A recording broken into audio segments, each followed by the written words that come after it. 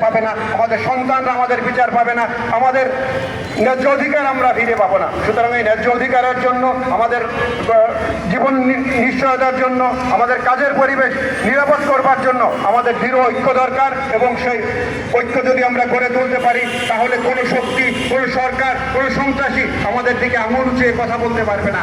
আসুন সেই ঐক্য গড়ে তোলবার জন্য আমরা আমাদের যে চেষ্টা শুরু করেছি, সেই চেষ্টা অব্যাহত রাখি এবং গণমাধ্যমের স্বাধীনতা, গণমাধ্যম কর্মীদের স্বাধীনতা নিশ্চিত করে আমরা ঘরে ফিরে যাব।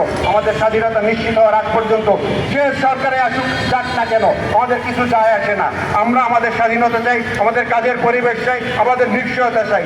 সেই আহ্বান রেখে আপনাদেরকে আজকেও এই প্রতিবাদ সমাবেশে আমাকে দাওয়াত দেওয়ার জন্য এবং আপনাদের উপস্থিতির জন্য ঢাকা সাংবাদিক ইউনিয়নের পক্ষ থেকে আবারও ধন্যবাদ জানিয়ে আমি আমার সংক্ষিপ্ত বক্তব্য শেষ করছি। আসসালামু আলাইকুম ওয়া রাহমাতুল্লাহ।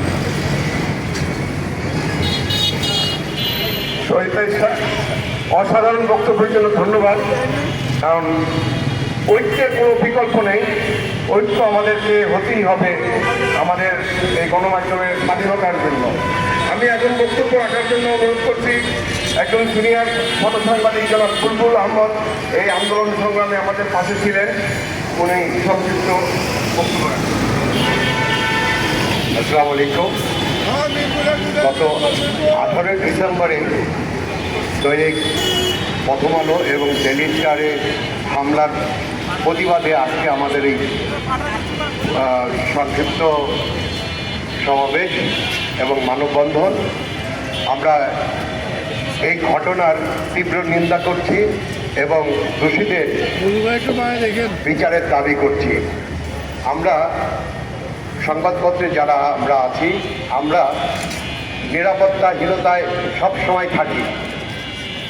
আমরা স্বাধীনভাবে সংবাদপত্রের কর্ম পরিচালিত করতে পারি না। আর আরেকটা কথা বলবো, যেটি অনেকে বলেন যে একমাত্র ছাত্ররাই এই আন্দোলন করে সুফল অর্জন করেছে। প্রতিটা আন্দোলনের